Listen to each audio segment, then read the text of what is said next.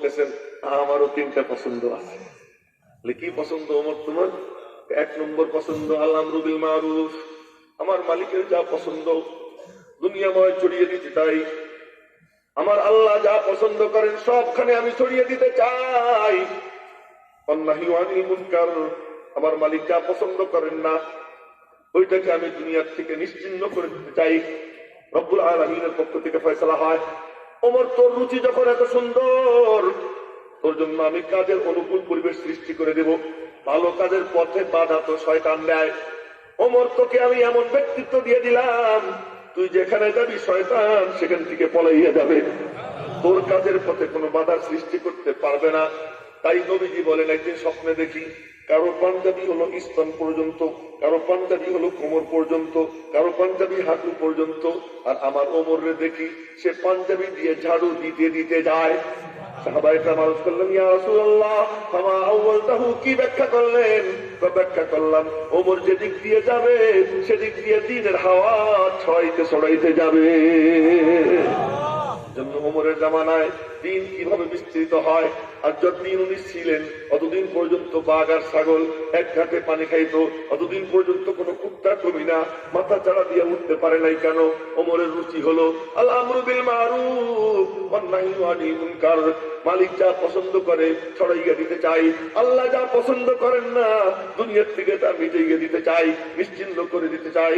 যতদিন ওমর ছিলেন অতদিন পর্যন্ত একটা শয়তানও মাথা উঁচু করতে পারে নাই। বলতে গেলে বুক ফাইটা আসে। হযরত ওমর রাদিয়াল্লাহু আনহুকে খুন কইরা এরপরে শয়তানরা যে মাথা উঁচু করছে, আজ পর্যন্ত শয়তান দমন করা যায় নাই। অন্য কোনো দিনের জন্য তোমার হইল ওই কথা। বলে 3 নম্বর রুচি কি তোমার? 3 নম্বর রুচি আমার অলুবসু সিয়াবিন খালিতা, পুরাতন কাপড়, ফাটা কাপড় তালি দিয়ে পরা। হযরত ওমর যখন বাইতুল মুকাদ্দাস বিজয় করেন, সুবহানাল্লাহ, বাইতুল মুকাদ্দাস বিজয় করেন, গোলাম উটের উপরে বসা, হযরত ওমর উটের লাগাম ধরে টাইনা টাইনা যাইতেছেন, আর হযরত ওমরের পাঞ্জাবিতে 14টা চামড়ার তালি। ও মেরে মুহতারাম ভাইও, নামাজের টাইম হয়, ওমর ডাক দিলেন, বেলাল কোথায়? নামাজের আযান দাও। বেলাল কয়, আমি আসি, কিন্তু আমি আযান দিবার পারবো না, আমি তো নবীজির মুয়াজ্জিন, আপনার মুয়াজ্জিন না। আমি নবীজির মুয়াজ্জিন, আমি আপনার মুয়াজ্জিন না, আযান দিবার পারবো না। সবাই বলে, হযরত বেলাল তো বলতেছে আযান দিতে পারবে না। হযরত ওমর গেছেন, বেলাল আজ আযানটা তুমি দাও। মক্কা যখন বিজয় হয়েছে, খানায় কাবার ছাদে উঠে তুমি আযান দিছো। আজ বাইতুল মুকাদ্দাস বিজয় হইল, আজ আযানটাও তুমি দাও। হযরত ওমরের অনুরোধে বেলাল শুরু করছে, আল্লাহু আকবার, আল্লাহু আকবার, আল্লাহু আকবার, আশহাদু আল্লা ইলাহা ইল্লাল্লাহ। এরপরে যখন আশহাদু আন্না মুহাম্মাদুর রাসূলুল্লাহ বলা শুরু করছে, বেলাল স্ট্রোকের রোগীর মতো যেন স্ট্রোক করছে, বেলাল পড়ে গেছে। হযরত ওমর রাদিয়াল্লাহু আনহু কাছে গেছেন, রুহানি তাওয়াজ্জু দিবেন, সান্ত্বনা দিবেন। এরপরে বেলাল সোজা হয়ে আযান শেষ করছে। ওই সোনালী দিনে হযরত ওমরের পাঞ্জাবিতে 14টা চামড়ার তালি।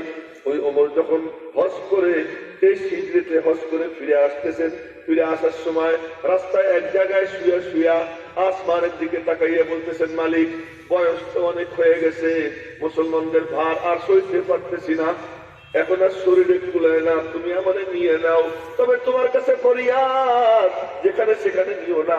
আল্লাহুম্মা রযুকনি শাহাদাতান ফি সাবিলিক ওয়া মাউতান ফি বালাদি রাসূলিক, তোমার রাস্তায় শহীদ হওয়ার তৌফিক দাও, তোমার রাসূলের নগরে আমার মওত দাও। মাওলা কয়, কি ওমর তোর দোয়া কেমন কবুল করি দেখ।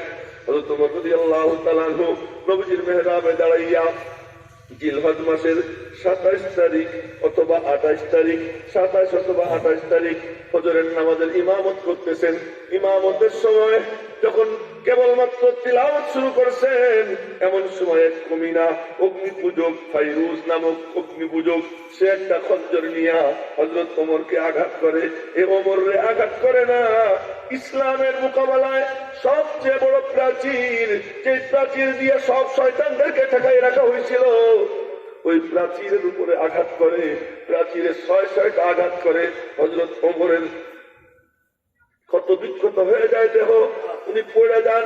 যখন পড়ে যাইতেছিলেন, ওই সময় ইশারা দিলেন, আব্দুর রহমান তুই সামনে আয়, আমারে পরে সেবা করবি, আগে আমার নবীজির রেখে যাওয়া নামাজ ঠিক মতো সম্পূর্ণ কর। হযরত আব্দুর রহমান ইবনে আউফ আসেন, আয়েশা তিনি নামাজের ইমামত করেন সবচেয়ে ছোট সূরা দিয়া। ওই যে হযরত ওমরকে শহীদ করে দেওয়া হয়, বলার মাকসাদ এটা আমার বলার উদ্দেশ্য ছিল না। ওই যে হযরত ওমর রাদিয়াল্লাহু তাআলার রুচি ছিল, ওই রুচির কারণে যতদিন তিনি জিন্দা ছিলেন অতদিন পর্যন্ত কোন শয়তান মাথাচাড়া দিয়ে উঠতে পারেনি। মুনকারকে দমন করছেন এমন করা। হযরত ওমরের কথা শেষ হইতে না হইতেই হযরত উসমান বললেন, আমারও তিনটে পছন্দ আছে। বলে, তোমার কি পছন্দ বলো উসমান? উসমান বলে, আমার 1 নম্বর পছন্দ ইতআমুল জিআন, ক্ষুধার্তদেরকে খাবার দেওয়া। 2 নম্বর পছন্দ কিসওয়াতুল উরিয়ান, যার কাপড় নাই তারে কাপড় দেওয়া, বস্ত্রহীনকে বস্ত্র দেওয়া। 3 নম্বর পছন্দ কি? 3 নম্বর পছন্দ হলো তিলাওয়াতুল কোরআন, কোরআনে কারীমের তিলাওয়াত। আল্লাহ কয়, উসমান তোর রুচি আমি পুরা করব। সম্পদ এত দেওয়া দিয়েছেন যে মক্কা শরীফ মদিনা শরীফ আশপাশে এমন কোন মানুষ নাই যার পেটে উসমানের খাবার যায় নাই, এমন কোন মানুষ নাই যাকে উসমান কাপড় চোপড় দেয় নাই। আর কোরআনে কারীমের তিলাওয়াতের রুচি তো আল্লাহ তাআলা ওনারা দিয়ে কোরআনের এমন খেদমত করাইছেন। জামিউল কোরআন হযরত উসমান, আর কেউ না। কোরআনে কারীম জমা করছেন, কোরআনে কারীম তেলাওয়াত করতেছেন বইসা বইসা। এমন সময় হাসান হুসাইন গিয়ে বলে, হযরত কয়েকটা সন্ত্রাসী এখানে দাঁড়াই রয়েছে, ওদের জন্য আমরাই যথেষ্ট অনুমতি দেন। হযরত উসমান বললেন, না না না, দরকার নাই। হযরত আলী ধমক দিলেন, কি সমস্যা, কি অনুমতি দেন? না রে আলী থাক, আমি সবর করবো। কেন? হাসান হুসাইন বের হয়ে যা। হযরত আলীকে কাছে নিয়ে বলে, শোন, আমি কোরআন শরীফ পড়তে পড়তে ঘুমাইছে গেছিল, তন্দ্রার মধ্যে নবীজির সঙ্গে সাক্ষাৎ। নবীজি আমাকে বলছেন যে উসমান তুমি যদি চাও ওদের বিরুদ্ধে আমি বদদোয়া করে দেই, ওরা সব ধ্বংস হয়ে যাবে। আর যদি তুমি চাও তাহলে সবর করো, আমি জানি তুমি রোজা, আমি ইফতারের আয়োজন করতেছি, সন্ধ্যার সময় তুমি আমার সাথে ইফতার করো। হযরত উসমান বলেন, আলী আমি নবীজির কথা দিছি, আমি সবর করব, সন্ধ্যার সময় নবীজির সঙ্গে ইফতার করব। আলী দুনিয়া কিয়ামত হয়ে যাইতে পারে, সন্ধ্যাবেলায় আমার মাহবুবের সঙ্গে আমার ইফতার কেউ ঠেকাইয়া রাখতে পারবে না। হযরত আলী উপরে চলে গেছেন। আসরের নামাজের পর কোরআনে কারীম খুইলা, হাতে লেখা কোরআন, ওই কোরআনে কারীম খুইলা হযরত উসমান তিলাওয়াত করতেছেন।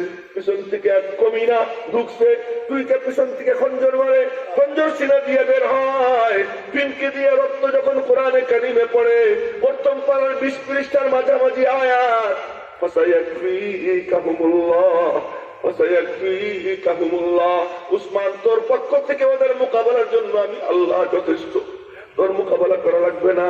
উসমান কোরআন শরীফের উপরে পড়ে যায়, কোরআন উসমানকে জড়াইয়ে ধরে, উসমান কোরআনকে জড়াইয়ে ধরে। ও মেরে মুহতারাম ভাইও, ও যে তার রুচি তিলাওয়াতুল কোরআন, কোরআনে কারীমের তিলাওয়াত। আল্লাহ কয়, দেখ তোর রুচি আমি কেমন ভাবে পুরা করি। হযরত আলী বলেন, আমারও 3টে পছন্দ। বলে, কি তোমার 3 পছন্দ বলো? হযরত আলী বললেন, আমার 1 নম্বর পছন্দ আয-যরবু বিস-সাইফ, শত্রুরে কচু কাটা কাটবার চাই। 2 নম্বর পছন্দ আস-সাওমু বিস-সাইফ, গরমকালে রোজা রাখা আমার খুব পছন্দ। 3 নম্বর পছন্দ কি? ইকরামুজ যায়িফ, মেহমানদারি করা। আল্লাহ কা মাশাআল্লাহ, ভালো পছন্দ তো। এবার যুদ্ধের ময়দানে আলী যায়। তো খাইবারের যুদ্ধে এক খান্নাস কয় কি, قد علمت خيبر أني مرحب شاك السلاح بطل المجرد। হযরত আলী বলে, أنا الذي سمتني أمي حيدرة كليس غابات كريه المنظرة بوفي الصعب الصائك إلى السندرة। বইলা ঢাল নাই, গেট একটা ধরছেন বাম হাত দিয়া, 80 মণ ওজন। আল্লাহ কয় এটা কোনো ওজন না, আলী হাত দিয়ে ধরছে, ওই হাতের সাথে আল্লাহ পাক তার কুদরতি হাত মিশিয়ে দেয়। 1 নম্বর আয-যরবু বিস-সাইফ, আস-সাওমু বিস-সাইফ, গরমকালে রোজা রাখা, আর ইকরামুজ যায়িফ, মেহমান নওয়াজি করা। আলীর কথা শেষ হইতে না হইতে জিবরাইল এসে গেছে। আইসে বলে, আল্লাহ পাক আপনাদের আড্ডা বড় মনোযোগ দিয়ে শুনতেছেন, আমারে পাঠাইছেন আল্লাহ তাআলা। আমি যদি দুনিয়াবাসী হইতাম তা আমার পছন্দ যে 3টে বলার জন্য, লাউ কুনতু মিন আহলিদ দুনিয়া, আমি যদি দুনিয়াবাসী হইতাম, জিবরাইল বলে, আমার 3টে পছন্দ। বলে, কি পছন্দ? ইরশাদুদ দাল্লিন, পথ হারাকে পথ দেখানো, হেদায়েতের পথ থেকে যে সরে গেছে তাকে হেদায়েতের পথে উঠানো। ইরশাদুদ দাল্লিন, ওয়া ইআনাতু আহলি ইয়ালিল মুসিরিন, অভাবগ্রস্ত অনেক পরিবার পরিজনওয়ালা ব্যক্তি তালাশ কইরা তাদের সাহায্য করা, ওয়াল হুব্বু মাআল মাসাকিন, মিসকিনদের সাথে মহব্বত। আর আল্লাহ বলছেন আল্লাহর তিনটা পছন্দ আছে। জোরে বলবেন না সুবহানাল্লাহ? ওইটাও বলে যাওয়ার জন্য বলছেন আল্লাহর কয়টা পছন্দ? তিনটা পছন্দ। সেই তিনটা পছন্দ কি? 1 নম্বর বজরুল ইস্তেতা, যার যা সামর্থ্য আছে সামর্থ্য অনুযায়ী মেহনত করবে। আমি বলতে পারি বলবো, একজন লিখতে পারে লিখবে, একজন কিছু অর্থ দিতে পারে দিবে, একজন কিছু সুপরামর্শ দিতে পারে দিবে, যুবক তার যৌবন চকবকে যৌবন সে দিবে, বুড়ো তার মেধা দিবে, তার তাজরেবা তার অভিজ্ঞতা দিবে, আলেম তার এলেম দিবে, ডক্টর তার যে মেধা ওই মেধা দিবে, ইঞ্জিনিয়ার তার মেধা দিবে, বিত্তবান তার অর্থ দিবে, সব দিয়া সব একত্রিত করে আল্লাহ পাক দুনিয়াতে তার দিন জিন্দা করাকে আল্লাহ পছন্দ করে। বদরুল ইস্তেতা, যার যা সামর্থ্য আছে সে তাই দিবে। আমারে যদি বলেন তুমি কোটি টাকা দাও, আমি কোত্থেকে দিব? আমার তো নাই না। কিন্তু যদি বলেন তুমি একটু 1 ঘন্টা বগর করে দাও, কেন আমি কি করতে পারি? আমি বলতে পারি, আমি বলবো। আমার যদি বলে একটু ভালো লেখা লিখে দেন, লিখতে গেলে আমার হাত ব্যথা করে, পারবো না। কিন্তু আরেকজন লিখতে পারে, সে কি করবে? লিখবে। যে লিখতে পারে লিখবে, যে বলতে পারে সে বলবে, যে কায়িক শ্রম দিতে পারে সে দিবে। যুবক তার টকবকে যৌবন দিবে। এক যুবক নবীজির সামনে গিয়ে বলে ইয়া রাসূলুল্লাহ, আমার দিকে দেখো যুবকরা, ইয়া রাসূলুল্লাহ দেখছেন নি আমার? তা আমি যে এমন করতেছি কি আমার কিছু দেখা যায়? নাই তো কিছু, থাকলে না দেখা যায়। যারা জিম করে তাদের এই সব জায়গা ফুলে উঠছে, অন্যরকম দেখা যায়। ইয়া রাসূলুল্লাহ দেখছেন? দেখলাম। কি বলতে চাও? আমি আমার টকবকে যৌবনটা মালিককে দিব। সুবহানাল্লাহ কয় না? টকবকে যৌবনটা মালিককে দিব, বিনিময়ে কি পাবো জানতে চাই। নবীজি বললেন বিনিময়ে তোমার মালিক তোমার দিকে তাকাইয়া মুস্কি হাসি দেবে। হাতে খেজুরের ছড়া ছিল, 2-1টা খাইয়া দুধ দেরি হয়ে যেতেছে, ফেলাই দিয়ে দিচ্ছে দৌড়। নবীজি চেয়ে রয়েছেন হাত করে, মনে হয় যেন ম্যাগের মধ্যে চাপ ঢুকে দিচ্ছে, শত্রুদের ভিড়ের মধ্যে ঢুকছে, যুদ্ধ করতে করতে শহীদ হয়েছে। শেষ পর্যন্ত গুইনে দেখা যায় শরীরের 99টা আঘাত, তীর তরবারি বর্ষা 99টা আঘাত। কেউ তারে চেনে না। তার বোন তার এই আঙ্গুলের মাথা দেখে বলে এইটা আমার ভাই আনাস, আমি ওরে চিনতে পারছি, আমার ভাই আনাস আমি চিনতে পারছি। মেরে মুহতারাম ভাই, যার যেটা আছে সে সেটা দিবে। বদরুল ইস্তেতা। 2 নম্বর ওয়াসসাবরু ইনদাল ফাকা, অভাবে পড়লেই মিম্বার সাহেব আমার একটা ভিজিএফ কার্ড দেন না, লজ্জা করে না তোর? আহম্মক কোথাকার, তুই কেন ভিক্ষার হাত পাতলি? মালিক কয় এ আমার কাছে যাইতে পারলি না, তুই 2 রাকাত সালাতুল হাজত পড়া আমার কাছে বল, তা না বইলা তুই ওর কাছে গিয়ে ভিজিএফ কার্ড চাইলি, তোর মুখটারে তুই ছোট করলি। ওয়াসসাবরু ইনদাল ফাকা, যে দারিদ্রের সময় সবর করা। আর সবর কইরা কেউ যদি গোপন করে, কোন হাজতকে গোপন করে, তো 1 বছরের হালাল রিজিকের জিম্মাদার আল্লাহ তাআলা হয়ে যায়। 1 বছরের হালাল রিজিকের জিম্মাদার। মেরে মুহতারাম ভাইও, তো 2 নম্বর পছন্দ আল্লাহ ওয়াসসাবরু ইনদাল ফাকা।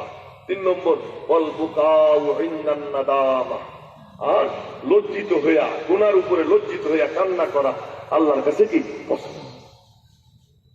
এই গল্পটা শুনে এলাম। কেন শুনে এলাম? এটা বোঝানোর জন্য, রুচি যার সুন্দর হয় মালিকের আচরণ তার সঙ্গে কি দেখো। আমরা আমাদের রুচি সুন্দর করার চেষ্টা করব। আল্লাহ পাক আমাদেরকে তৌফিক দান করেন। কে কে রাজি আছে ইনশাআল্লাহ নিজের রুচিকে উন্নত করার চেষ্টা করবো? রাজি আছে তো ইনশাআল্লাহ? আল্লাহ পাক আমাদের সকলকে তৌফিক দান করেন। রুচি সুন্দর হবে কখন? যখন ফলকটা ভালো হবে। ফলকটা ভালো হয় কখন? যখন আহলুল্লাহ আল্লাহ ওয়ালাদের সহবতে যাবো, যখন বুজুর্গানে দ্বীনের সহবতে যাবো, যখন মিয়া সাহেবদের বয়ান শুনবো, তাদের সান্নিধ্যে বসে থাকবো। আল্লাহ পাক যেন আমাদেরকে সেই তৌফিক দান করেন। এলোমেলো বিক্ষিপ্ত অবসল কিছু কথা বললাম, ভুল ত্রুটি আল্লাহ তাআলা মাফ করেন, সহি সত্যটুকু কবুল করেন। আল্লাহ পাক আমাদের সকলকে তার মর্জি মোতাবেক জীবন যাপন করবার, ঈমানের সাথে মরবার তৌফিক দান করেন। আমিন। আমি সেটা তো আবার উস্তাদ হুজুর আসছেন, আমার উস্তাদ। আমরা সামনে গাছবাড়ির হুজুর ও মুরব্বী